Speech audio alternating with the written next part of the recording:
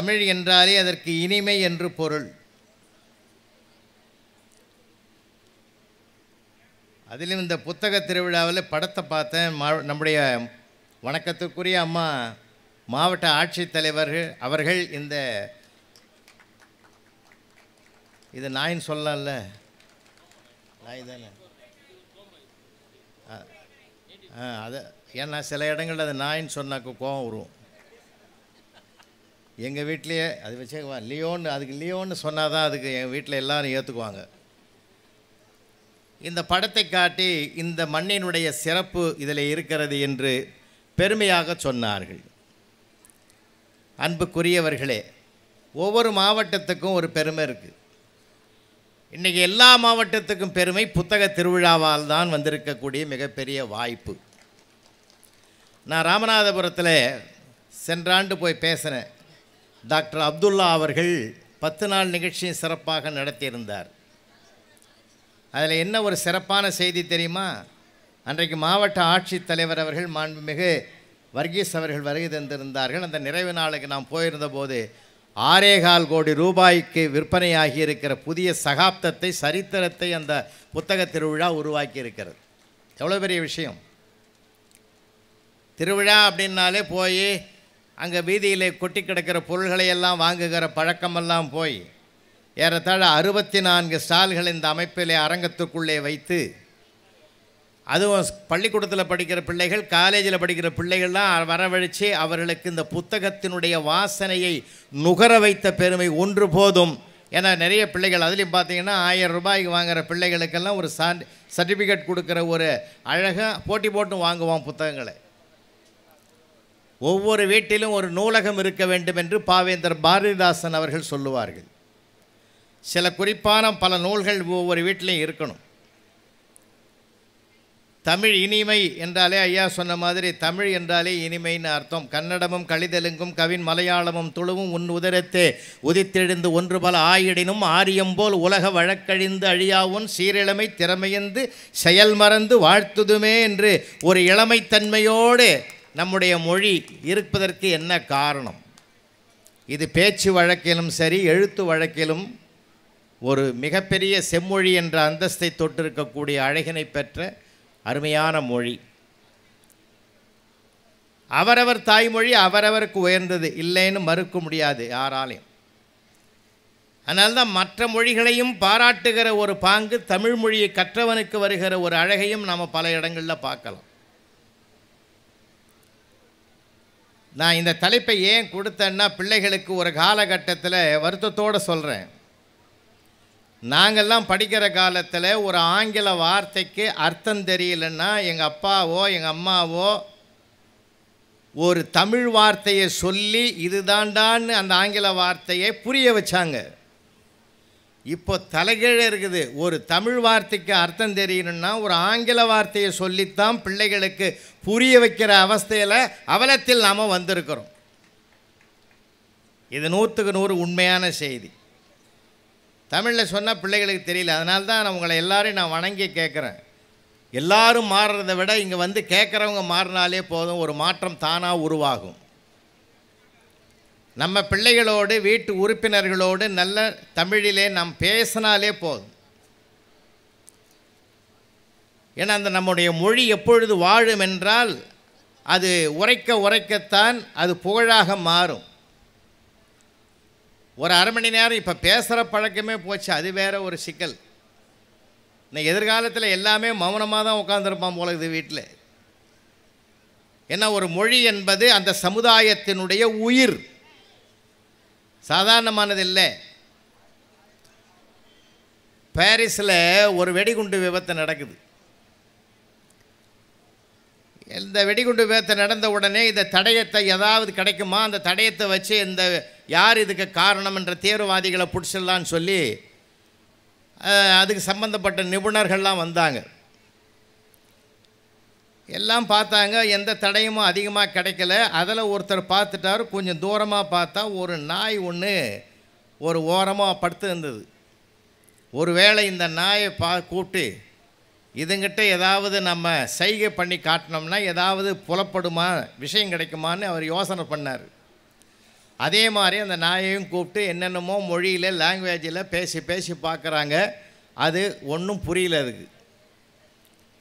கடைசியில் என்ன பண்ணார், ஒருத்தர் ஆலோசனை சொன்னார், இந்த ஊரில் ஏறத்தாழ 60 மொழி தெரிஞ்ச ஒரு பேராசிரியர் இருக்கிறாரு. நாமெல்லாம் முயற்சி பண்ணுறதை விட இந்த நாயை கொண்டு போய் அவர்கிட்ட விட்டோம்னா அவருக்கு தெரிஞ்ச மொழியிலெல்லாம் பேசி சைகை மூலமாக ஏதாவது துப்பு கிடைக்குமான்னு கண்டுபிடிச்சி கொடுப்பாரு. அங்கே வாங்க போவோம்னு கூட்டி அனுப்பிட்டாங்க. பேராசிரியரை கூட்டின்னு வந்துடும்னு இன்னொருத்தன் யோசனை பண்ணான். அங்கேருந்து அவர் வந்தார். ஏதேதோ மொழிகளெல்லாம் பேசி பார்த்தாரு. அந்த நாய்கிட்ட ஒன்றும் விஷயத்தை வாங்க முடியல. கடைசியில் ஹீப்ரு மொழியில் பேசினார். அந்த நாய் சைகை பண்ணிச்சு, புரிஞ்சுக்கிட்டு அந்த ஆளை கூட்டிகிட்டு போய் அந்த தீவிரவாதிகள் மறைஞ்சிருந்த இடத்த காமிச்சிட்டு கண்டுபிடிச்சிட்டோம். உடனே எல்லாரும் அந்த பேராசிரியரை பாராட்டி என்ன பரிசு கொடுக்கலான்னு யோசனை பண்ணாங்க. அப்போ ஒரு பேராசிரியர் சொன்னார், நீ ஒன்றும் பரிசெல்லாம் கொடுக்க வேணாம், இந்த நாயை 1 மணி நேரம் எங்கள் வீட்டுக்கு கூட்டின்னு போயிடுங்க. அப்படியா, சரி. நேராக அதை கூட்டிகிட்டு வந்தாங்க. ஹாலில் அந்த நாயை உட்கார வச்சாங்க. இந்த பேராசிரியர் எதிரில் உட்கார்ந்தார். அவங்க ஒய்ஃபை கூப்பிட்டாரு. இங்கே பாரு, நான் சொல்கிறதெல்லாம் இந்த நாய் கேட்குதா இல்லையான்னு பாரு அப்படின்னு ஹீப்ரு மொழியில் பேசினார். அந்த நாய் அப்படி போனா போகுது, வானா வருது, உட்காருனா உட்காருது. அந்த அம்மா ஆச்சரியமாக பார்த்தது. அப்போ சொன்னான் அந்த வீட்டுக்காரன், 20 வருஷத்துக்கு முந்தி ராப்பகலாக இந்த மொழியை கஷ்டப்பட்டு படித்தேன். அப்போ நீ என்ன சொன்ன, எந்த நாய் கேட்க போகுது, இவ்வளோ கஷ்டப்படுறேன்னு சொன்னேன். இப்போ இந்த நாய் கேட்குது பாரு. அதனால் மொழியை தெரிஞ்சு வைக்கிறது என்றைக்குமே ஒரு நல்லது தான். உலகத்தை ஒரு மனிதன் வெல்ல வேண்டுமென்றால் மொழிதான் அவனுக்கு பெரிய வாய்ப்பு வாசலை திறந்து வைக்கும். இப்போ நமக்கு எல்லா மொழிகளும் தெரியணும்னு கூட இல்லை, முக்கியமான பல மொழிகள். இன்னும் சொல்ல போனால் இருமொழி கொள்கை தான் நம்முடைய தமிழ்நாட்டு கொள்கை. இருமொழி கொள்கை, ஆங்கிலம் ஒன்று, தமிழ் ஒன்று. ஆங்கிலம் என்பது அகில உலகம் பயணிக்கக்கூடிய ஒரு வாய்ப்பை தரக்கூடியது. இன்னும் குறிப்பாக சொல்லணும்னா ஆங்கிலம் என்பது வணிக மொழி, தமிழ் என்பது வாழ்க்கை மொழி. அதுதான் முக்கியமானது. பண்பாட்டை சொல்லிக் கொடுக்கிற மொழி, நம்முடைய கலை அம்சங்களை சொல்லிக் கொடுக்கிற மொழி, கலாச்சாரத்தின் ஆணிவேராக இருக்கிற மொழி. இதை நம்ம அழகாக பேசவும் எழுதவும் பழகிவிட்டால் இதனுடைய மகிழ்ச்சியை விட உலகத்தில் வேறு எந்த மகிழ்ச்சியும் இருக்காது. அழகான மொழியை நமக்கு கடவுள் கொடுத்துருக்கிறான் இந்த பிறவியில். ஆனால் நமக்கு எல்லா வாய்ப்புகளையும் குழந்தைங்க கிட்ட கூட நம்ம பேசுறது இல்லை இப்போது.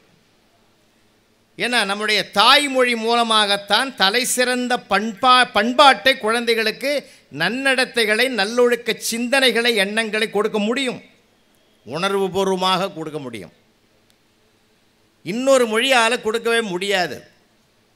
அது நம்ம மொழி இருக்கிற சின்ன சின்ன விஷயங்கள் ரொம்ப மகிழ்ச்சியை உருவாக்கும். நான் ஒரு 4 நகைச்சுவை புத்தகங்கள் எழுதியிருக்கிறேன். அதில் ஆரம்பத்தில் எழுதும்போது அந்த அனுபவத்தை எழுதியிருக்கேன். நான் இருக்கிற சிட்லப்பாக்கம் பகுதியில் லைன்ஸ் கிளப் கவர்னர் இருக்கார். அவருடைய வீட்டுக்கு நான் போகிறேன். அந்த பையன் சின்ன பொடி பையன், புலவரையா வந்திருக்கிறாரு. சர்க்கரையே போடாமல் பால் வாங்கிட்டு வாடா அம்மாக்கிட்ட போய் உள்ளேன்னார். அந்த பையன் வாதிபடி தாவி ஓடணும். ஓடி கொண்டு வந்து டேபிளில் கொண்டாந்து வச்சான். நிறைய அந்த அம்மா மகராசி ஊற்றி கொடுத்துருது பால். வழிய இருந்த பால் டேபிளில் வச்ச உடனே அது அப்படி இப்படி ஆட ஆரம்பிச்சுது.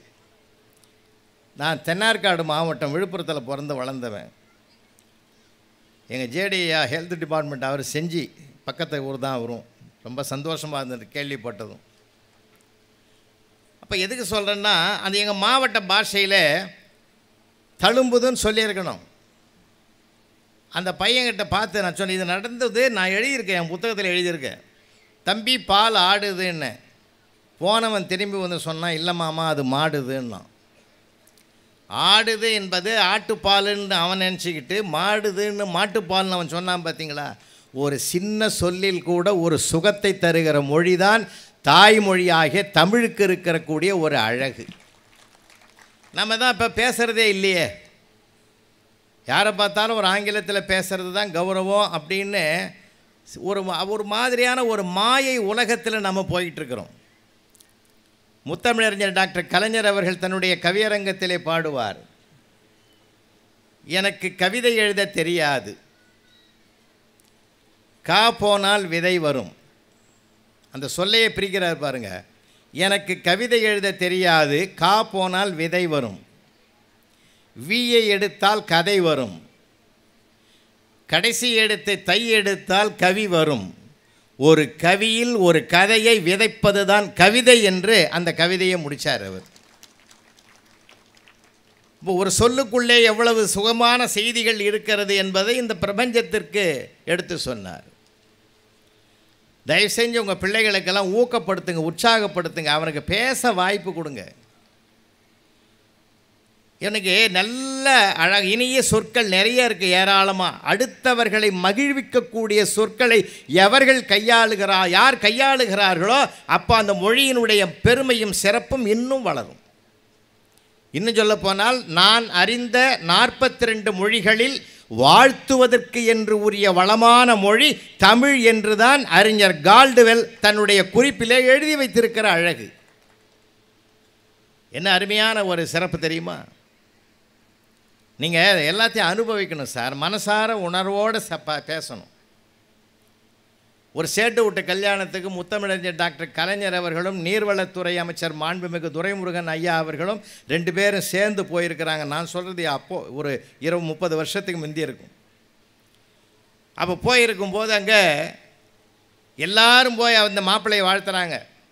நிலவும் வானும் போலே தமிழும் சுவையும் போலே. அவனுக்கு ஒன்றும் புரியல, அவன் கம்முன்னு உட்காந்துக்கிறான்.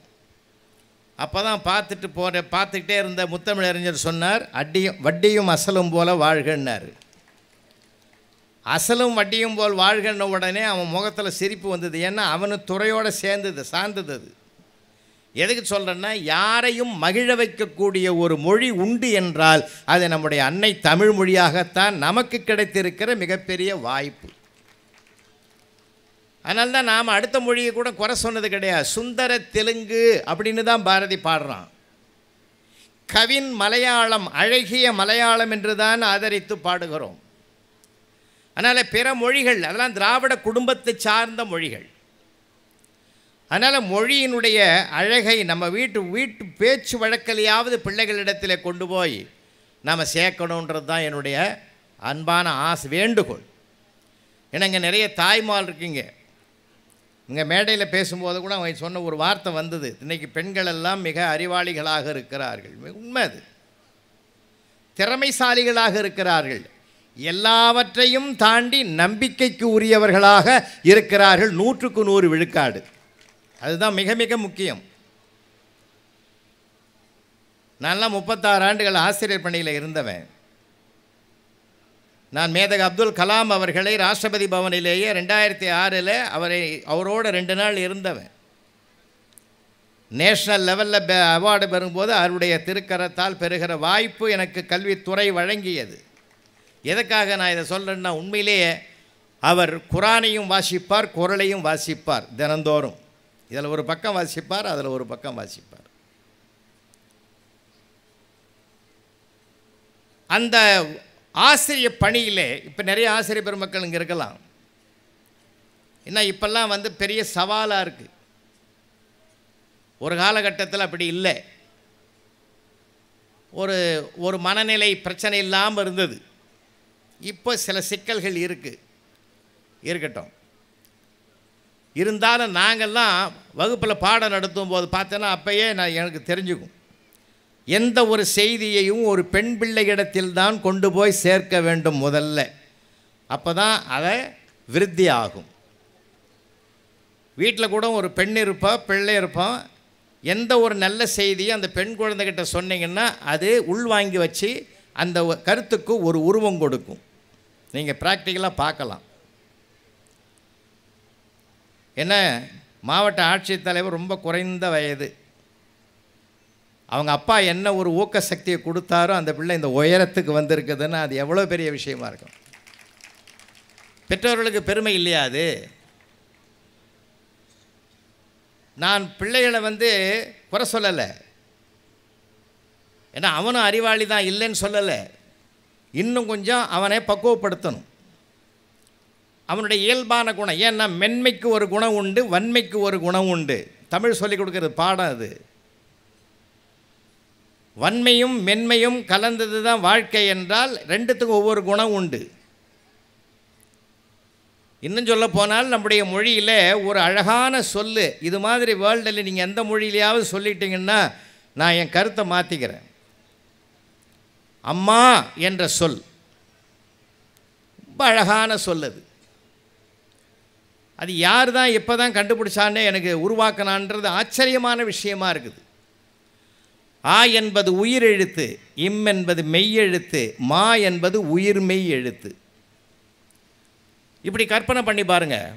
ஆ என்ற உயிரை கருவிலே வாங்கி இம் என்ற மெய்னா உடம்புன்னு அர்த்தம். அந்த உடம்பு தருவதற்கு 10 மாத காலம் ஆகிற காரணத்தினால் மெய்யெழுத்தில் 10ஆவதாக வரக்கூடிய இம் என்ற எழுத்தை பக்கத்தில் வைத்து 10 மாதத்திற்கு பிறகு உயிரும் உடம்புமாக அவள் புறத்தே தருவதனால் உயிரும் உடம்புமான மா என்ற எழுத்தை நிறைவிலே வைத்து அம்மா என்ற பொருளோடு கூடிய ஒரு அழகான சொல் தமிழிலே இருக்கிறது என்றால் இதற்கு நிகரான சொல் எங்கேயாவது இருக்குதான்னு காட்டு. அப்படி ரொம்ப அழகையா நம்முடைய மொழி ரொம்ப அழகு. அதனால்தான் பாவேந்தர்லாம் புகழ்ந்து கண்ணல் தரும் தமிழை நீ ஒரு பூக்காடு நான் ஒரு தும்பின்னார். இதில் இருக்கிற பாடல்களெல்லாம் இப்போல்லாம் யாருமே சங்க இலக்கியங்கள்லாம் படிக்கிறது கிடையாது. இலக்கியங்களை படிக்கிறதே குறைஞ்சி போச்சு. இலக்கியங்களே பேசாதங்கிறான் மேடையில், அந்த மாதிரி காலமாக போச்சு. இப்போது மீண்டும் இலக்கியங்கள் வாசனைகள் மனம் பரவதற்கு ஒரு வாய்ப்பு புத்தக திருவிழா தான் கொடுத்திருக்கிறது. பல இடங்களில் நாங்கள் இலக்கியம் பேச ஆரம்பிச்சிருக்கோம். அதனால் உங்கள் பிள்ளைகளை நல்லா படிக்க சொல்லுங்கள். அவனுக்கு சிந்தனை வளம் இல்லைன்னு சொல்லாதீங்க, நிறைய இருக்குது. சில நேரங்களில் அவன் கொஞ்சம் அப்படி தான் இருப்பான். நாங்கள்லாம் வகுப்பில் எல்லாத்தையும் நாங்கள் மெயின்டைன் பண்ணி தான் போவோம். பையனுக்கும் பொண்ணுக்கும் வித்தியாசம் இருக்கும். இன்றைக்கும் சொல்கிறேன், நீங்கள் எழுதி வச்சுக்கோங்க. ஒரு கேள்விக்கு ஆன்சர் தெரிஞ்சாதான் ஒரு பெண் குழந்தை பதில் எழுதும். தெரியாட்டாலும் பக்கம் பக்கமாக எழுதுகிறோம் நம்மால் தான். நிறையா கற்பனையை சிறகடிக்க வச்சுருவான். எனக்கே எழுதிக்கிறான் நிறையா. பூகம்பம் எப்படி உருவாகுன்னு கேட்டுருந்தான் ஒருத்தன் எழுதிக்கிறான்.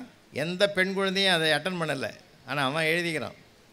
வானம் வெடித்து சிதறும், பூமி பிளக்கும், கடல் கொந்தளிக்கும், பெருக்கெடுத்து ஓடும் வெள்ளத்தில் எங்கள் தமிழையா முதலில் போய் விடுவான்னு எழுதணும்.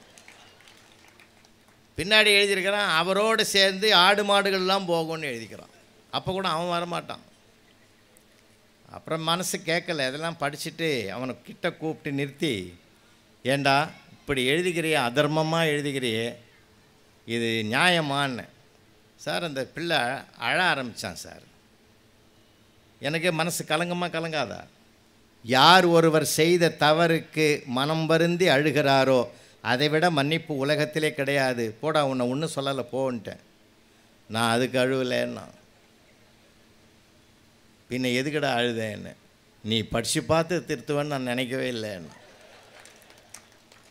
அது இது மாதிரிலாம் ஒரு குறும்புத்தனமாக பேசுறது பையனாக தான் இருப்பான். நான் பெண் பிள்ளைகள். ஆனால் அவனுக்குள்ளும் ஒரு புதையல் இருக்குது தெரியுமா உங்களுக்கு? ஏன்னா என்னுடைய வகுப்பறை அனுபவங்களை எடுத்தாலே தமிழினுடைய சுவையை கொண்டு வந்துடலாம். எங்குமே கிடைக்காத பொக்கிஷம் அது. ஏன்னா ஒரு ஆணையோ பெண்ணையோ உருவாக்கி உலகத்துக்கு தருவது 2 இடம். ஒன்று கருவறை, இன்னொன்று வகுப்பறை. கருவறை உறவுகளுக்கு மத்தியிலே வளர்க்கிறது, வகுப்பறை உலகுக்காக வளர்க்கிறது. அதனால்தான் மாதா பிதா குருன்னு வச்சான். இந்த 3 பேரும் சரியாக இருந்துட்டா ஒரு இளைஞனை தவறாத பாதையில் போக வாய்ப்பே கிடையாது. சரியான பாதையில் கொண்டு வர்றதுக்குரிய சக்தியும் வல்லமையும் 3 பேர்கிட்ட தான், மாதா பிதா குரு. இந்த 3 சரியாக இருந்துட்டால் போதும். இன்றைக்கி பாருங்கள், எல்லாமே டெக்னாலஜி உலகம். ஏன்னா ஒரு டிஜிட்டல் உலகமாக போயிட்டுருக்கு. கருவிகளினுடைய தாக்கம் அதிகரிச்சிருக்குது. ஒரு காலகட்டத்தில் அதெல்லாம் இல்லைங்க. வீட்டில் உறுப்பினர்கள் உட்காந்து அப்படியே பேசுவாங்க. அப்படியே கூடி பேசுவதற்காகத்தான் அதுக்கு கூடம்னே பேர். இப்போது எல்லாமே போச்சு, யாரும் பேசுகிறதே கிடையாது. ஒரு கருவி ஒன்று பேசிக்கிட்டு இருக்கு. வித்தியாசமான உலகம். உங்களெல்லாம் நான் வணங்கி கேட்குறேம்மா, இங்கே இருக்கிற தாய்மாரில் நான் வணங்கி கேட்குறேன். சீரியலை பாருங்கள், 1-2 பார்த்துட்டு மறந்துடுங்க. அது லைஃப் இல்லை, அது நிஜம் இல்லை. ஏன்னா அதில் பழி வாங்கிறது தான் அதிகமாக வருதே தவிர வாழ வைக்கிற நிகழ்ச்சி ஒன்று கூட வந்ததாக வரலாறே இல்லை. நல்ல வார்த்தைகளும் வரல. எல்லாம் வீணா போ, அழிஞ்சு போவன, ஒழிச்சு கட்டு, இதே தான் வருதே தவிர ஒரு நல்ல வளமான வார்த்தையை கொண்டு வருவதற்கு அங்கே வாய்ப்பே கிடையாது. அதனால தான் இன்றைக்கி பிள்ளைகள்லாம் வளர்கிற பெண் பிள்ளைகள்னு சிலதெல்லாம் பார்த்திங்கன்னா, அன்றைக்கி ஒரு அம்மா சொல்லுது, அவங்க மாமியார் போகிறாங்க, தடுப்பூசி வருதுன்னுது. மாமியாருக்கு தடுப்பூசின்னு பேர் வச்சுக்குது. என் காதில் விழுந்தது, ஏம்மா அப்படி சொல்கிறேன்னு. இல்லை, அவங்களுக்கு எதிர்ப்பு சக்தி அதிகம் ஐயா, அதனால தான் சொன்னேன். பிரில்லியன்ட். இன்றைக்கி அறிவு வளர்ந்துருக்குது, ஆற்றல் வளர்ந்துருக்குது, திறமை வளர்ந்துருக்கிறது, எல்லாம் வளர்ந்துருக்குது. ஆனால் பண்பாடு, கலாச்சாரம், மனித நேயம், அதுதான் முக்கியமானது. மனித தன்மை, மனித நேயம் வரணும். மனிதனை மனிதனாக பார்க்கக்கூடிய ஒரு பண்பாடு இன்றைக்கி வரணும்னா, முக்கியமாக சொல்ல போனால் அது குழந்தைகளோடு தான் மிக மிக நெருக்கமாக ஒரு தாயால் உருவாக்கப்பட முடியும். அவள் தானே முதல் தாய், முதல் ஆசிரியை.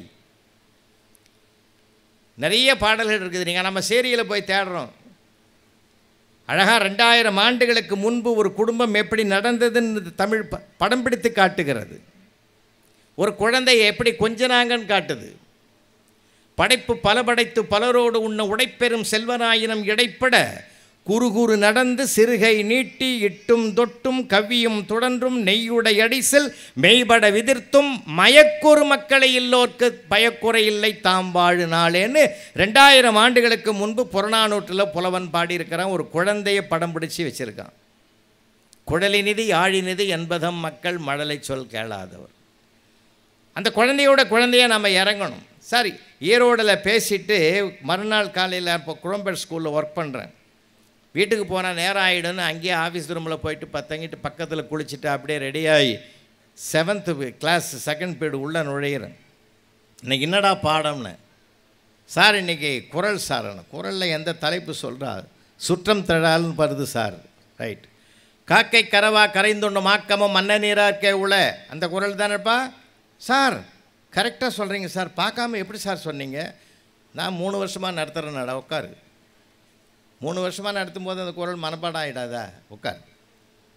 அப்போ நாங்கள் என்ன பண்ணுறது? அதுக்கு பத உரையெல்லாம் பொழிப்புரையெல்லாம் சொல்கிறதில்லை. நல்லா கவனி. காக்காயை பார்த்துருக்கிறியா ஏழுமலை? சார் என்ன சார் இப்படி கேட்டீங்க? அவன் நம்ம கூட பயணம் பண்ணுவான். என்ன சார் இப்படி கேட்டீங்க?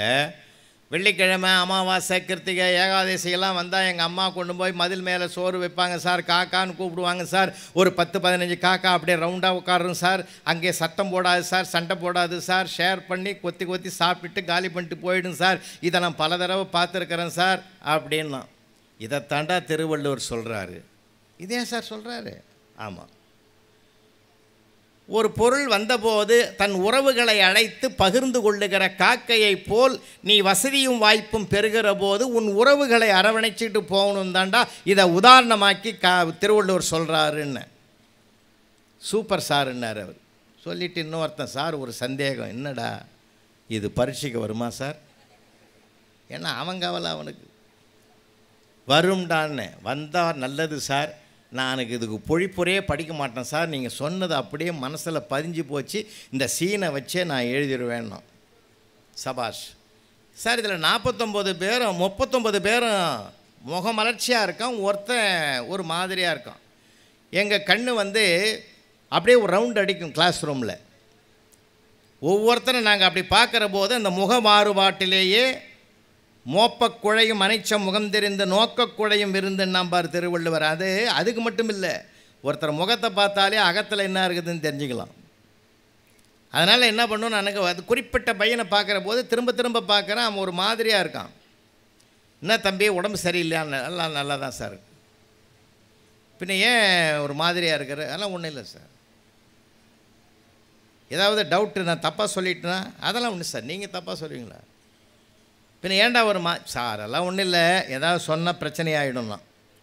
அப்போ ஏதோ ஒன்று தப்பாக நினைக்கிறேன் நீ மனசில். விஷயத்துக்கு வா, நான் ஒன்றும் தப்பாக நினைக்கல. தெரிஞ்சால் தெரியுதுன்னு சொல்ல போகிறேன், தெரியலனா தெரிஞ்சுக்க போகிறேன், அவ்வளோதானடா சொல்லு. அதெல்லாம் ஒன்றும் இல்லை சார். நேற்று எங்கள் தெருவில் பொன்னம்மான்னு ஒரு பாட்டி வடையும் முறுக்கும் சுட்டு விற்குது சார். ஞாயிற்றுக்கிழமை ஒரு காக்கா ஒரு முறுக்கு தூக்கின்னு ஓடிச்சு சார். பாட்டிக்கு முட்டி வலி ஃபாலோ பண்ண முடியாதுன்னு நான் பின்னாடியே போனேன் சார். அந்த முறுக்கு வாங்கி கொடுத்துட்டா பாட்டிக்கு சந்தோஷப்படுமேன்னு. அந்த காக்கா என்ன பண்ணிச்சு, அந்த புளிய மரத்து உச்சியில் போய் உட்காந்து அந்த காலுங்கீழே வச்சு அந்த முறுக்கை கடைசி வரைக்கும் அது மட்டும்தான் சாப்பிட்டதே தவிர நீங்கள் சொல்கிற மாதிரி எந்த சொந்த காக்காயும் கூப்பிட்டு அதுக்கு ஷேர் பண்ணவே இல்லைன்னா. இது 100க்கு 100 உண்மை சார். எனக்கு பகீர்னுது. அடாடா சிக்கலான கேள்வியை கேட்டானே.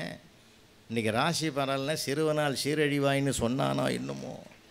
நம்ம நேரமே இப்படி இருக்குதேன்னு சொல்லி கொஞ்சம் அப்படியே யோசனை பண்ணிக்கிட்டே இருக்கிறேன். என்ன சொல்லலாம் பதில்னு உள்ளுக்குள்ளே யோசனை ஓடிக்கிட்டு இருக்கு. அதான் சார் எப்படி சார் அப்படின்னா, ஃபேண்டாஸ்டிக், அருமைடா அருமைடா, அருமையான கேள்வி கேட்டடா. இதுக்கெல்லாம் என்ன பதில் உடனேவா சொல்ல முடியும்? எல்லாம் யோசித்து பிரமாதமாக சொல்லணும்டா அப்படின்னு. சார் நீங்கள் நினச்சா சொல்லலாம் சார், சொல்லலாம்டா மனசு வேண்டுது. முருகா என்னை காப்பாற்று, இவங்கிட்டேருந்து என்னை காப்பாற்று, இல்லைன்னா என்னை போய் விளம்பரம் பண்ணிவிடுவான். முருகா என்னை காப்பாற்றின. முருகன் காப்பாற்றிட்டான் சார். பீரியடு முடிஞ்சு பெல் அடிச்சிட்டான். நான் சொன்னேன் அடுத்த பீரியடில் பார்க்கலான்னு. சார் அடுத்த டீச்சர் வர்றதுக்கு 5 நிமிஷம் ஆகும், நீங்கள் சொல்லிட்டு போங்க சார். நான் என்னடா இவன் விடமாட்டான் போல இருக்குது. இல்லைப்பா நாளைக்கு நிதானமாக அவன் சொல்கிறேன் போன்னு வந்துட்டு. சார் ராத்திரி பூரா தூக்கம் வரல. கேர்ள்ஸ் ஹை ஸ்கூல்லே எங்கள் பொண்ணு படிக்குது. அவன் என்னப்பா தூங்கவே இல்லையா அப்படின்னா, அதே 7th படிக்கிறவ தான். இந்த மாதிரி ஒரு கேள்வி கேட்டாமா, என்ன சொல்கிறதுன்னு தெரியலன்னு ஸ்கூலுக்கு போகும்போது அந்த பிள்ளை ஒரு அழகான ஆன்சரை சொல்லிட்டு போச்சு. நான் ஒரு நம்பிக்கை நட்சத்திரமாக சந்தோஷமாக ஸ்கூலுக்கு போகிறேன். எவன் கேள்வி கேட்டானோ அவன் காம்பவுண்டுக்கு வெளியில் நிற்கிறான் சார். ஐயா வணக்கம், எங்கே லீவு போட்டுறீங்களோன்னு பார்த்தேன் நான். என்னப்பா அவன் நேரம் அவன் அப்படி தான் பேசுவான், அவன் வருத்தப்படக்கூடாது. அப்புறம் நேரம் அவன் பீரியடுக்கு போனான், உள்ளே போனேன். எல்லாரும் அவனுக்கு ஒரு கைத்தட்டல் கொடுங்கப்பாண்ண. யார் ஒருடைய கேள்வியும் சிந்தனையும் நியாயம் என்று நீங்கள் எப்பொழுது பாராட்டுவதற்கு முற்படுகிறீர்களோ அவர்கள் நீங்கள் சொல்லுவதை பணிந்து கேட்க பக்குவத்தை பெற்று விடுவார்கள். அதனால் பாராட்டுங்கடான்னா கைத்தட்டிட்டானுங்க. அப்போ தான் நான் சொன்னேன், சபாஷ், அவன் சொன்ன கருத்தோல் அவனுடைய காட்சியிலும் ஒரு கருத்து இருக்குது, திருவள்ளுவர் சொன்னதாக நான் சொன்னதிலும் ஒரு கருத்து இருக்குது. எப்படின்னா, அந்த முறுக்கு தூக்கி போகிற காக்கா தனியாக தான் சாப்பிடும், அது உண்மை. அது என்ன கற்பிக்கிறது என்றால், நான் சொன்ன வள்ளுவர் சொன்னதாக நான் சொன்னது என்ன கற்பிக்கிறது என்றால், ஏ மனிதனே, நேர்மையாக வருகிற பொருளை உன் உறவுகளோடு பகிர்ந்து கொள், அதற்கு தண்டனை எதுவும் கிடையாது. தவறாக வருகிற பொருளுக்கு தண்டனை உண்டு என்பதனால் அந்த தண்டனை என்னோடு போகட்டும், என் இனத்துக்கு வர வேண்டாம் என்றுதான் அது அழைக்கவில்லைன்னு. சபாஷ் அப்படின்னு அவன் கை தட்டினான். இப்போ அவன் சொல்லி நான் சொல்லணும். இப்போ நான் சொன்னதுக்கு சபாஷ்ன்னார். நான் அதோட கௌரவமாக வந்திருக்கலாம்ல. நான் எப்பயுமே உண்மையை பேச்சையே துவைக்கிறவன். இது கூட என் பொண்ணு தாண்டா சொன்னான், உன்ன மாதிரி 7th படிக்கிறவன்னு. அதான பார்த்தேன்னா, அந்த அதான பார்த்தன்றதுல 1000 அர்த்தம் இருக்குது. உன்னால் முடியாது, எங்களால் தாண்டா முடியும். உண்மையிலேயே திருவள்ளுவர்களுடைய கருத்துக்கு இணையான இன்னொரு புதிய சித்தாந்தம், ஒரு புதிய பார்வை அன்றைக்கு வகுப்பறையிலே கிடைத்திருக்கிறது என்றால், இதை போல எத்தனை மடங்கு புத்திசாலி பிள்ளைகளை இந்த புத்தக திருவிழாக்கள் உருவாக்கும் என்பதை கொஞ்சம் யோசித்து பாருங்கள். படிக்கணும் சார், நிறைய படிக்கணும். நிறைய படித்தாதான், உள்வாங்கினாதான் இந்த உலகத்தையே புரிஞ்சிக்க முடியும். ஒரு உறவை எப்படி கட்டுக்கோப்பாக வச்சிருக்கணும். ஏன்னா நான் மகிழ்ந்தால்தான் இன்னொருவரை மகிழ வைக்க முடியும். இன்னும் சொல்ல போனால் ஒரு மனிதனை மகிழ்ச்சி தான். அந்த மகிழ்ச்சி எங்கே கிடைக்குன்னா இலக்கியங்களில் கிடைக்கிறது. அன்னை தமிழ் மொழியை பேசி உரையாடுவதனால் கிடைக்கிறது. எவ்வளவோ இருக்குது, நிறைய விஷயங்கள் இருக்குது. கொஞ்சம் ஆழமாகவும் போகலாம். நான் வாழ்க்கையில் நம்ம இப்போ மகிழ்ச்சியை தொலைச்சிட்டோம் சார். ரொம்ப ரொம்ப வருத்தமாக இருக்குது. மகிழ்ச்சியை தொலைச்சிட்டு இந்த கருவிகளுக்குள்ளே நாங்கள் அகப்பட்டுக்கிட்டோம். நான் நிறைய மனசாட்சியோடு கேட்குறேன். ஃப்ளைட்டில் போகும்போதும் சார் இதே தான் சார். நான் எல்லாரையும் பார்க்குறேன், ஒருத்தன் பார்த்து பேசுகிறதே கிடையாது. அப்போல்லாம் ட்ரெயினில் பயணம் பண்ணால் எதிரில் உட்காந்து உரையாடுவாங்க சார்.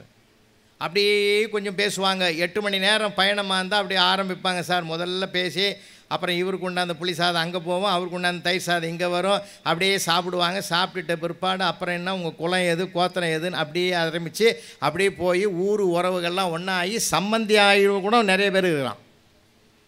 இப்படிலாம் ஒரு காலத்தில் இருந்திருக்குது சார். இன்றைக்கி நாம் அது வாய்ப்பை இழந்துட்டோம் சார். நான் தென்கட்சி சுவாமிநாதன் ஐயா அவர்களோட ஒரு 8 ஆண்டுகள் பயணம் பண்ணவேன்.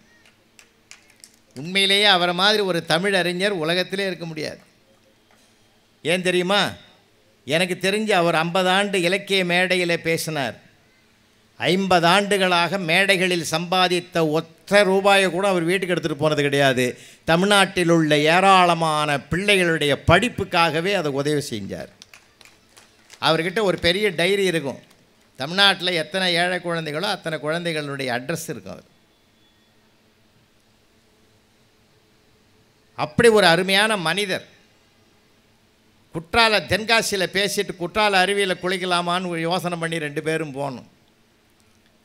அங்கே அருவியில் கிட்ட போகும்போது அங்கே அவரோட படித்த 2 பேர், அவர் அக்ரி தான் படித்தது, பிஎஸ்சி அக்ரி படித்தவர். அவரோட படித்த 2 மாணவர் ஸ்டூடெண்ட் அங்கே வந்திருந்தாங்க, நண்பர்கள். அதில் ஒரு ஆள் கிண்டல் பண்ணான், இந்த அருவி கொட்டுற உயரமான இடம் இல்லை. அப்போ இன்று ஒரு தகவல் பிரசித்தியாக போயிட்டுருக்கிற நேரம். அதில் ஒருத்தன் கிண்டல் பண்ணான், சாமிநாதா இந்த அருவி கொட்டுற உயரமான இடத்துல நீ இப்போ உட்காந்து இன்று ஒரு தகவல் சொன்னால் எப்படி இருக்கும்னார். எங்களுக்கெல்லாம் வருத்தமாக இருந்தது. ஆனால் ஐயா உடனே பதில் சொன்னார், நல்லா தான் இருக்கும், நீ என் வீட்டுக்கு தகவல் சொல்ல வேண்டியிருக்கும்னார். அதை எப்படி அப்படியே மாற்றினார் பார்த்தீங்களா சார்? தாக்குதலை கூட தாங்குதலாக மாற்றுகிற பக்குவம் வார்த்தைகளில் தான் இருக்கிறது. வார்த்தைகளே வலிமை, வார்த்தைகளேமே நன்மை தரும். வன்மையும் மென்மையும் வார்த்தைகளில் இருக்குது சார். ஒரு பூனை கூட குட்டி போட்டுட்டுன்னா ஒரே இடத்துல விடாது சார், வாயால் கவ்விக்கிட்டு வேறு இடத்துல கொண்டு போய் வைக்கும். ஆனால் அதே குட்டிகளுக்கு பசி எடுக்குதுன்னா அதே வாயால் தான் எலியை பிடிக்கும். எலி இறந்து போகுது. அப்போ எலியை பிடிக்கும் போது வன்மையை கையாளுகிறது, குட்டியை பிடிக்கிற போது மென்மையை கையாளுகிறதுனா ஒரு பூனை கூட எப்போ வன்மையை கையாளணும் எப்போ மென்மையை கையாளணும்னு கற்றுக்கிட்டு இருக்கிற போது இந்த ஆறறிவு படைத்த மனிதனுக்கு அது தெரியலைன்னா அவன் மொழியை சரியாக உள்வாங்கலைன்னு அர்த்தம். மென்மையான வார்த்தைகளுக்கு நிகரானது உலகத்தில் இல்லை சார். மீண்டும் மீண்டும் சொல்கிறேன், இங்கே இருக்கிற அத்தனை பேரையும் வணங்கி கேட்குறேன், 60 வயதாச்சா ஒருத்தரை கூட நீங்கள் திட்டாதீங்க சார் உங்கள் வாயால்.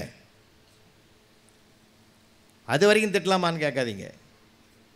60 வயது ஆகிச்சுன்னா அவங்க வணங்குவதற்கு உரிய இடத்துக்கு வராங்க. யார் ஒருவர் வணங்குகிற இடத்துக்கு வருகிறார்களோ அவர்கள் வாழ்த்துவதற்கு உரியவர்கள்னு அர்த்தம். சமுதாயம் கற்றுக்கிற அழகியாது. அதனால தான் நான் கேட்குறேன், நான் உலக நாடுகள் பூரா போய் வந்துட்டேன். பிரான்ஸு திருவள்ளுவர் சிலை திறப்பு விழாக்கு நாங்கள் தான் போய் திறந்து வச்சுட்டு வந்தேன். எல்லா நாடுகளுக்கும் போய் வந்தேன் சார். ஆனால் இங்கே இருக்கிற கல்ச்சர் அங்கே இருக்குமான்றதெல்லாம் கேள்விக்குறி. நம்ம லைஃப் இருக்க, தமிழருடைய வாழ்க்கை இருக்க, என்ன அழகான வாழ்க்கை தெரியுமா? வாழ்க்கையை கொண்டாடி கொண்டாடி மகிழ்ந்தான் சார். எந்தையும் தாயும் மகிழ்ந்து குலாவி இருந்தது மின்னாடு, அதன் முந்தைய 1000 ஆண்டுகள் வாழ்ந்து முடிந்தது மின்னாடு. வாழ்ந்து வாழ்ந்து வாழ்ந்து வாழ்ந்து பழகின மண்ணியா அந்த மண்ணு.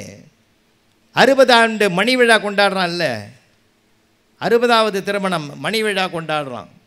70, 80, 75 பவள விழா, 80, 100 என்று பொன் விழா, வைர விழா, பவள விழா, முத்து விழா என்று வாழ்க்கையை கொண்டாடி கொண்டாடி மகிழ்கிறானே. இந்த மாதிரி எங்கேயாவது வாழ்க்கையை கொண்டாடி மகிழ்கிற குதூகலத்தை பார்த்துருக்க முடியுமா? முடியவே முடியாது. எனக்கு கூட 60ஆம் கல்யாணம் திருக்கடையில் நடந்தது 14 வருஷத்துக்கு முந்தி. ஆஸ்திரேலியாவிலேருந்து என் ஃப்ரெண்டு வந்திருந்தான் சார். அதே ஒய்ஃபான்னு கேட்டான். எதுக்கு சொல்கிறேன்னா அவனுக்கு ஆச்சரியமாக இருக்குது, எப்படிடா இத்தனை வருஷமாக சேர்ந்து வாழறீங்கன்னு கேட்குறான்.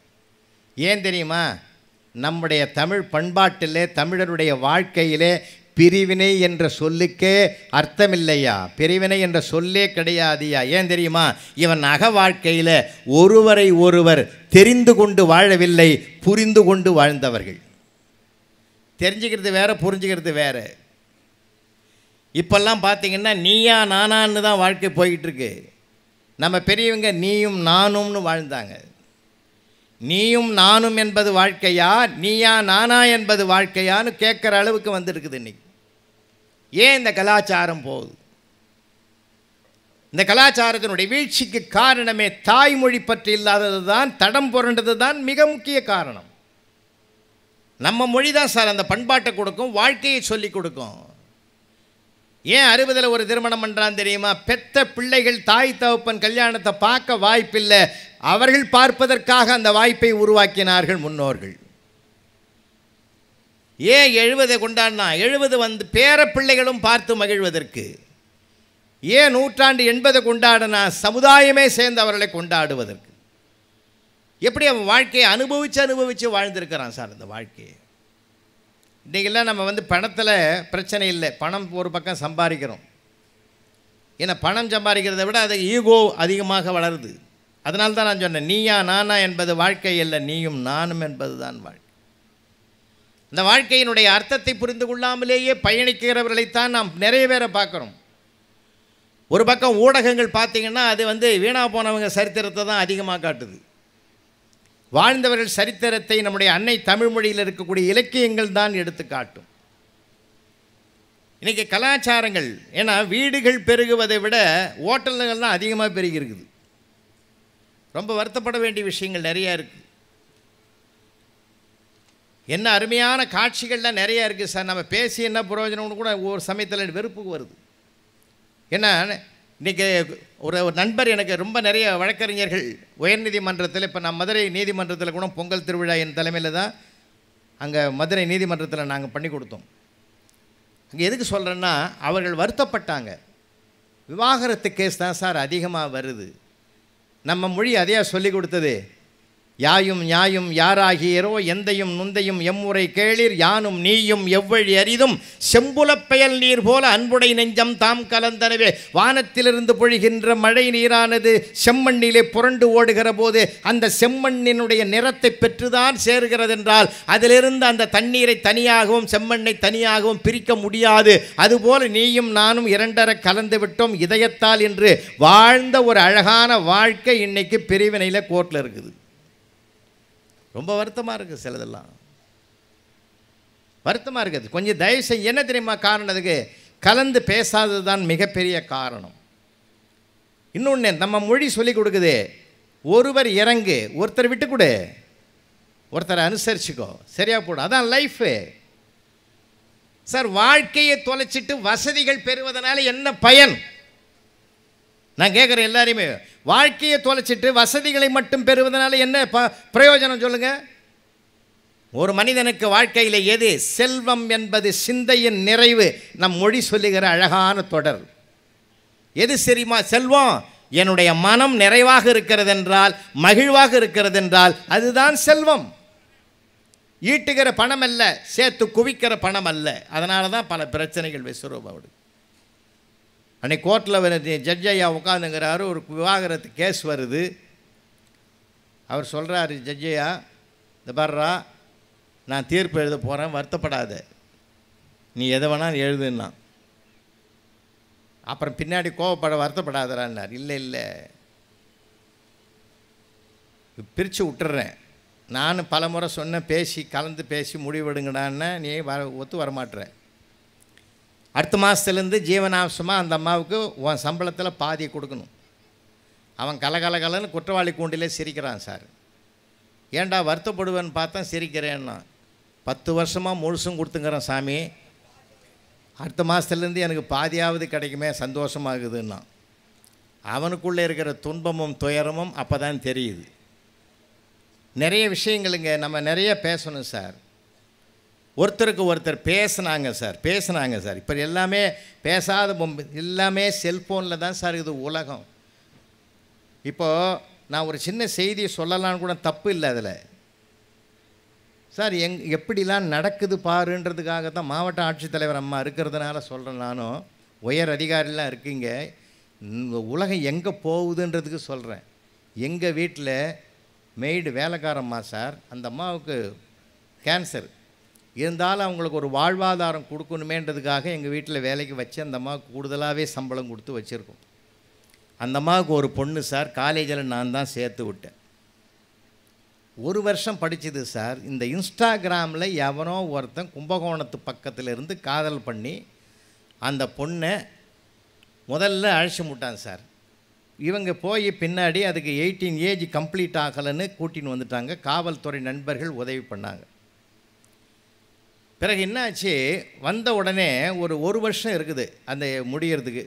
17ல் 18க்கு 1 ஆண்டு. என்ன பண்ணாங்க, 1 மாதத்தில் அந்த பையனுடைய ஃபோட்டோ வாட்ஸ்அப்பில் வருது சார். அவனுடைய இறந்த உடலுக்கு மாலையெல்லாம் போட்டு ஃபோட்டோ எடுத்து அந்த ஃபோட்டோவை வாட்ஸ்அப்பில் அனுப்பிட்டாங்க பொண்ணு வீட்டு பக்கம் பூரா. இவங்க என்ன பண்ணாங்க, அவன் போயிட்டான் நிம்மதிரா தொந்தரவு விட்டுதுரான்னு அதோட அமைதி ஆயிட்டாங்க சார். ஆனால் 10 நாளைக்கு முந்தி அவன் மறுபடியும் அந்த பொண்ணை அழைச்சி போட்டான் சார். எப்படியெல்லாம் நம்ப வைத்து கழுத்தறுக்கிற நம்பிக்கை துரோகம் இந்த இதில் கருவிகளால் வந்திருக்குதுன்றதுக்கு இது ஒரு மிகப்பெரிய உதாரணம். எப்படிலாம் நினச்சி பார்க்க முடியுமா? அவனுடைய டெட் பாடி ஃபோட்டோவை அனுப்பி வாட்ஸ்அப்பில் அவங்கள நம்ப வச்சு மறுபடியும் அவன் வந்து அழைச்சி போயிருக்கான் சார். இப்போ நாங்கள் காவல்துறைகளோடு போட்டு நாங்கள் பண்ணியிருக்கிறோம், அது வேறு விஷயம். எதுக்கு சொல்கிறேன்னா, இப்படிலாம் நடக்குது நாட்டில். காரணம் என்ன தெரியுமா? பெற்றோர்களுடைய பிள்ளைகளுடைய நெருக்கம் குறைந்ததனால்தான் இந்த நிலையே உருவாகி இருக்கிறது. அந்த காலத்தில் அம்மா என்ன பண்ணுவா சார், பப்பு கடைன்னு முழங்கையால் உள்ளங்கையை கடைஞ்சி இதை ரசம் பூவா பப்புவா சாம்பார் பூவான்னு சொல்லி அம்மாவுக்கு ஒரு வாய், அப்பாவுக்கு ஒரு வாய், தாத்தாவுக்கு ஒரு வாய், பாட்டிக்கு ஒரு வாய் அப்படின்னு ஒவ்வொரு வாயை ஊட்டி கொடுத்து நண்டு ஊறுது நரி ஊறுதுன்னு ஒரு பாட்டை சொல்லி கிச்சு மூட்டி கலகலப்பாக குழந்தைய வச்சுருப்பா சார். அப்போது ஏன் தெரியுமா அந்த சிரிக்க வைக்கிறா? அடுத்தவர்களுக்கு கொடுக்கிற போது சிரித்து கொண்டே கொடுக்க வேண்டும் என்ற பண்பாட்டையும் சொல்லி கொடுத்த முதல் தெய்வம் தாயாகத்தான் இருந்தாள் அன்றைக்கு. இன்றைக்கி அப்படி வாய்ப்பில்லை சார். கிண்ணத்தில் சோத்தை போட்டு பாலை ஊற்றி செல்லை கையில் கொடுத்துடுது, அது அள்ளி அள்ளி போடுது. அது பால் சோறுன்னு தெரியல, மோர் சோறுன்னு தெரியல சார். நம்ம வளர்ப்பு எப்படியோ வளரும், அப்படி தானே சார் வளரும். ரொம்ப வருத்தமாக இருக்குது சார், ரொம்ப வருத்தமாக இருக்குது. அன்றைக்கி நான் ஒரு வீட்டுக்கு போயிருக்கிறேன், ஒரு பையனை தண்ணி கொண்டாடான்றேன், அப்படியே தாவி போனான் சார். எகிரி போனான், நடக்கவே மாட்டான். அவங்க அப்பாவை கேட்டேன், என்ன பையனுக்கு பேர் வச்சுக்கிறேன்னு. ஜம்புலிங்கம்னா. பரவாயில்லடா, நல்ல பேர் தான் வச்சுக்கிறேன். அவன் ஜம்ப் பண்ணி தான் போகிறான், சரியாக தான் பேர் வச்சுக்கிறேன்னு. இல்லை ஏன்டா அப்படி போகிறான்னு கேட்டான். அதுக்கு அவன் ஒரு காரணம் சொன்னான் சார். நீ நானெல்லாம் தூளியில் போட்டு ஆறாரோ பாடி அப்படி அசைச்சி வளர்த்தாங்க, இட வசதி இருந்தது. இப்போ இட வசதி இல்லை, அப்படி தூளி ஆட்டுறதுக்கு நேரமும் இல்லை. ஒரு ஸ்ப்ரிங் தொட்டியில் தான் இவன் பிறந்ததுமே போட்டு அப்படி இழுத்து விட்டோம். அது எகிரி குச்சியாக வளர்ந்ததுனால இறக்கி விட்டாலும் அப்படி தான் ஓடுறான். அது நான் என்ன பண்ண முடியும், நான் வளர்த்த விதம் அப்படின்ட்டான். இது உண்மைதாங்க. அது நாம் எப்படி வளர்க்குறோமோ அப்படி தானே சார் உருவாகுவான். இல்லை, அதாவது ரசனையோடு சொல்லுங்கன்ற. நான் ரசனையை சொல்லி கொடுத்தா தாய். இன்றைக்கி அம்மாவும் வேலைக்கு போகிறா, பிள்ளைகளை பார்க்குறதுக்கு முடியல. வாழ்வாதார போராட்டம், எந்த போராட்டம் எப்படி இருந்தாலும் தாத்தா பாட்டிகளுக்கு மத்தியில் உட்காந்து குழந்தை வளர்ந்தது சார். இப்போ அந்த வாய்ப்பும் இல்லை சார். அப்போல்லாம் ஒரு குழந்தை அப்படி உட்காந்து இருப்பான், தாத்தாவும் பாட்டியும் அந்த வயசுலேயும் ஒன்று ஆதி நாளில் சண்டை போட்ட மாதிரியே சண்டை போட்டுன்னு இருக்கும். சில நேரங்களில் தாத்தா வீம்பில் எடுப்பார், கொண்டா தச்சு கிழிச்சப்போ அப்படின்னு அந்த கிழிஞ்ச துணியும் வாங்கி ஊசியும் நூலையும் கையில் வாங்கி போராடுறாரு. அவன் பார்த்து பேர குழந்தை சிரிக்கிறான். நீ என்னடா சிரிக்கிற, என்ன பண்ணிக்கிறேன்னா, ஊசியில் நூல் கோத்துங்க, இந்த ஜென்மத்தில் கோக்க மாட்டேன். ஏண்டா ஊசி கீழே விழுந்து 1/2 மணி நேரம் ஆகுதியா, நீ வெறும் கையை வச்சுக்கின்னு நூலை வச்சுன்னுக்கிற. அந்த குடும்பமே குதூகலமாகுமா சார்? அப்போது ஒரு மகிழ்ச்சி கலந்து பேசினாங்க, ஒரு ஜாலியாக இருக்க மனிதனை தேடினான் சார். இப்போ ரொம்ப வாழ்க்கையில் என்னான்னு கேட்டிங்கன்னா எல்லாமே வச்சுக்கிறது ஒரு பொண்ணு ஒரு பையன். அந்த காலத்தில் அப்படி இல்லை சார். ரொம்ப பிள்ளைகள் அதிகமாக இருக்கிறதுமா. எங்கள் பெரியப்பாக்கெல்லாம் 16 பசங்க சார். ஆச்சரியமாக பார்க்காதீங்க, 16 பெற்று பெருவாழ்வு வாழ்கின்றதை நிறைவேற்றிட்டான் அந்த மனுஷன். ஆமாங்க, 10 ஆம்பளை பிள்ளைங்க, 6 பொம்பளை பிள்ளைங்க. யாராவது ஒருத்தன் வந்து ஆம்பளை பையன் இந்த பையனுக்கு என்ன பேருன்னு கேட்டால் எங்கள் பெரியம்மாவை கூப்பிட்டு கேட்பார், இந்த 8ஆம் நம்பர் பையனுக்கு பேர் கேட்குறாரு சொல்லுன்னுவார். அவர் சீரியல் நம்பர் தான் போட்டு வச்சுருப்பார். இத்தனைக்கும் அவர் போஸ்ட் மாஸ்டரு, வெளியிலையும் டெலிவரி உள்ளேயும் டெலிவரி. ஆனால் வருத்தப்படவே மாட்டார் சார். என்னமோ கடவுள் கொடுத்தான் அப்படின்வார். மகிழ்ச்சியாக என்ன சார்? இன்னொரு விஷயம் சொல்லட்டுமா? அன்றைக்கி 100 ரூபாய் சம்பாதித்தார்கள், 1000 ரூபாய் வாழ்க்கை வாழ்ந்தார்கள். இன்றைக்கி 1000 ரூபாய் சம்பாதிக்கிறோம், 100 ரூபாய் வாழ்க்கை கூட கேள்விக்குறியாக இருக்கிறது. காரணம் என்ன சார்? இருப்பதில் திருப்தி அடையணும். யார் மகிழ்ச்சி அடைகிறான் தெரியுமா? தமிழ் சொல்லிக் கொடுக்குது, இருப்பதில் மகிழ்ச்சி அடைகிறவன் தான் திருப்தியாக வாழ முடியும். இல்லாததுக்கு வருந்துகிறவன் ஒருபோதும் வாழ்க்கையில் மகிழவே முடியாது.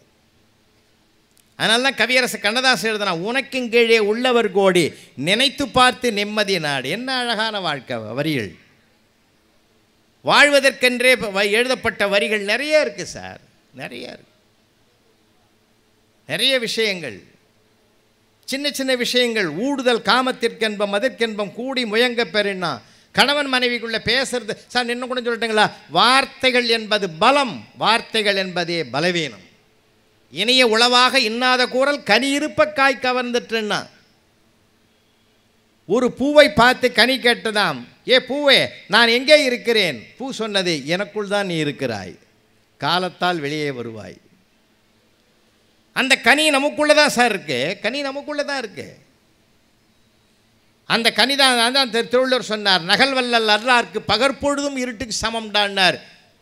மகிழ்ச்சியாக வச்சிரு, உன்னை சுற்றி இருக்கிறவங்கள மகிழ்ச்சியாக வச்சிரு, உறவுகளை மகிழ்ச்சியாக வச்சிரு, குழந்தைகளை மகிழ்ச்சியாக வச்சிரு.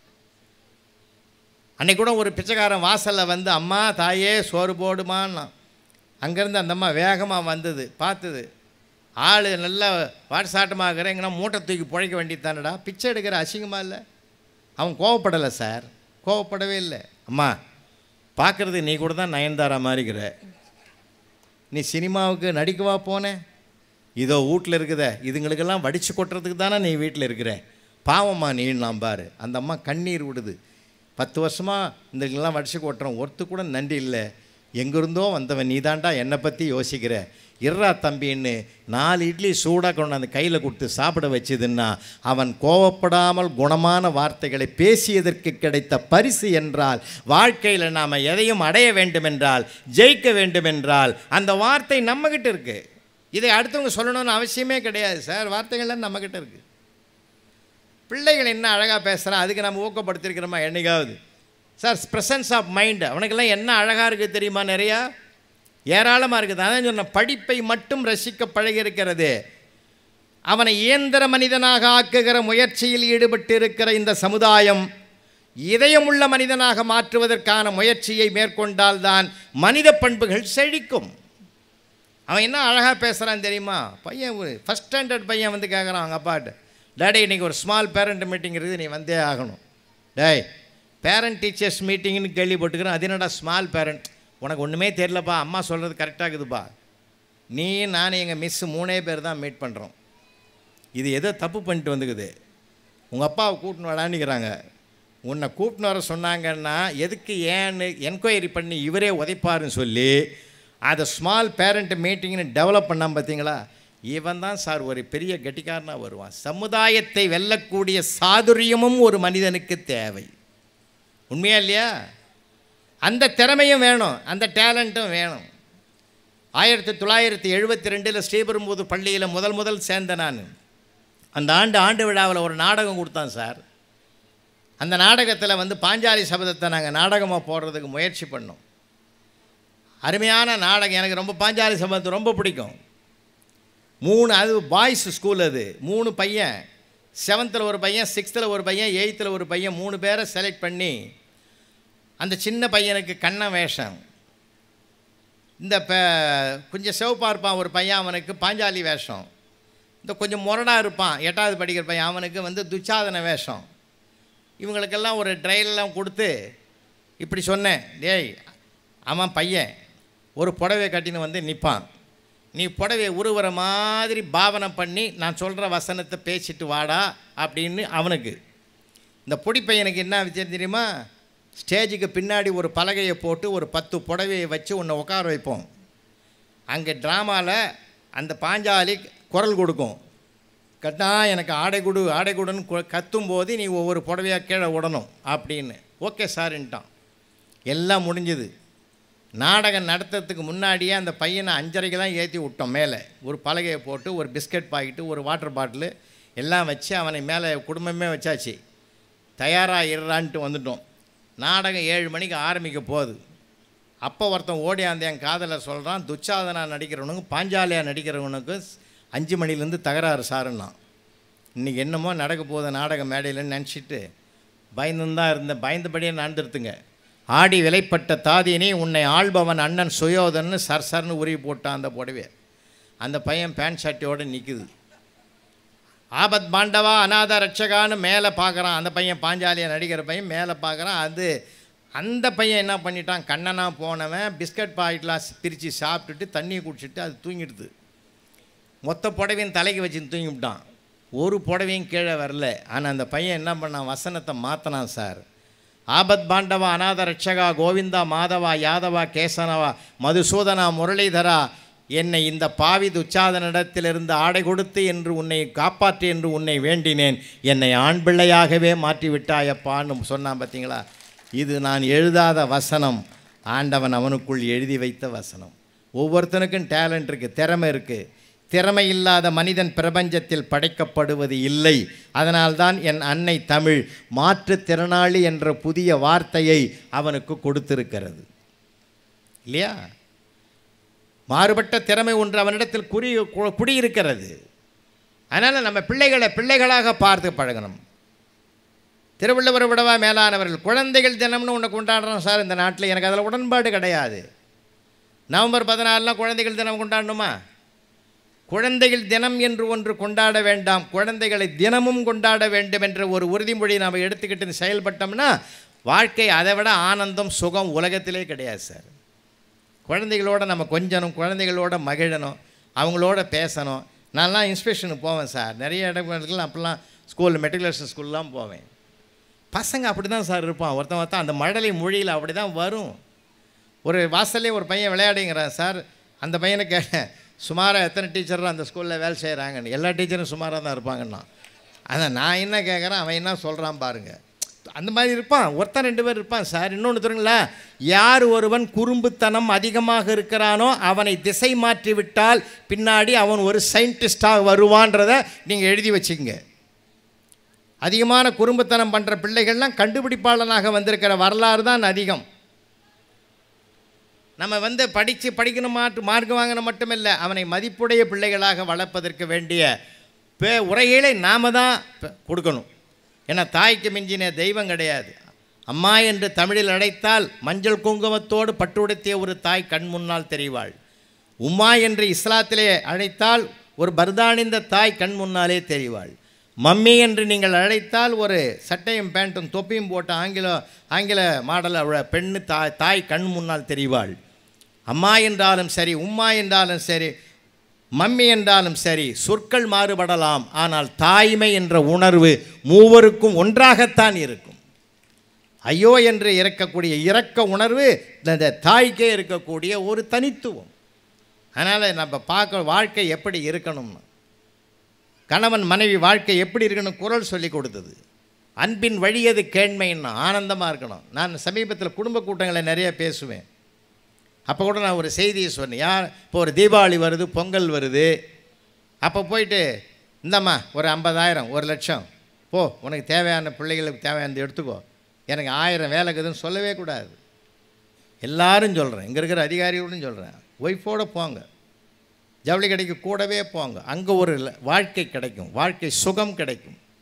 இதை ஒருத்தனுக்கு நான் பேசிட்டேன் மீட்டிங்கில். மறுநாளே அவன் சம்சாரத்துக்கிட்ட சொல்லிக்கிறான், பொங்கல் வருது, புலவர் சொல்லிட்டாரு உன் கூடயே போகணுன்னாரு, அதனால் நானும் வரேன்ட்டான். அந்தம்மா கூட்டும் போகும்போதே மனசுக்குள்ளே சண்டை போட்டுங்குது. இந்த ஆள் கூட்டத்துக்கு அனுப்புனது தப்பாக போச்சு, நான் தனியாக போனாலே நான் பாட்டு நிம்மதியாக எடுப்பேன், நான் பார்டரை பார்ப்பேன், புட்டாவை பார்ப்பேன், கலரை பார்ப்பேன், இந்த ஆள் அந்த சின்ன பில்லை தான் பார்த்து கிடப்பான், இது நல்லா இல்லை அது நல்லா இல்லைன்னு எல்லாத்தையும் தூக்கி வைக்கிறதெல்லாம் தூக்கி போட்டுருவான். இந்த ஆள் கூட்டத்தை கேட்டுட்டு எனக்கு தள்ள கட்டி விட்டானே என்ன பண்ணுறதுன்னு சொல்லி நினச்சி போய் அந்த ஜவுளி கடையில் என்ன பண்ணுச்சு, முன்னாடியாக போட்டிருந்த அந்த பெஞ்சில் அவனை உட்கார வச்சுட்டுது. இந்த பாரியா, நான் உள்ளே போய் வெளியே வர்றதுக்கு ரொம்ப நேரம் ஆகும், மணிக்கணக்கில் ஆகும், அதனால் நீ வந்தால் உன்னால் நிற்க முடியாது, இங்கேயே உட்காரு அப்படின்னு சொல்லிட்டு உட்கார வச்சுட்டு போ.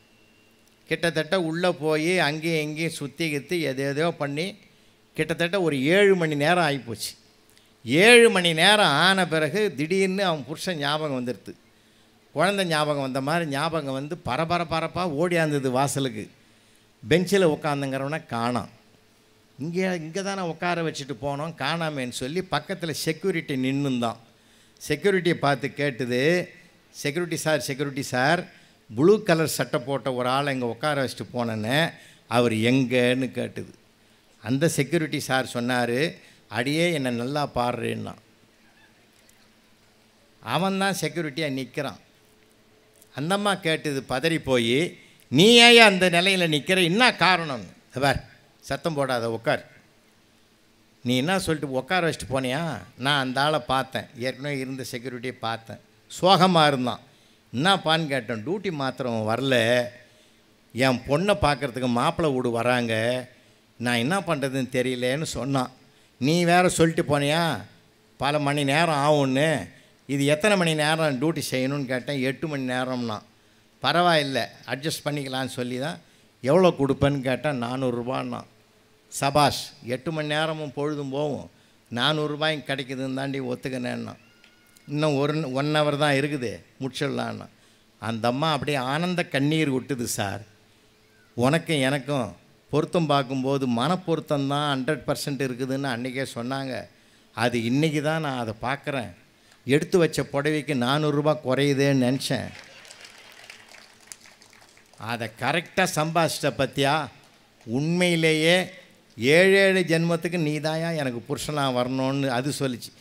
நம்மால் மனசுக்குள்ளே நினச்சிக்கணும், இதுதான் எனக்கு 7வது ஜென்மமாக இருக்கணும்னு அவன் முடிவு பண்ண. சார், இதை விட மகிழ்ச்சி உலகத்தில் என்ன சார் இருக்குது? விட்டு கொடுப்பது.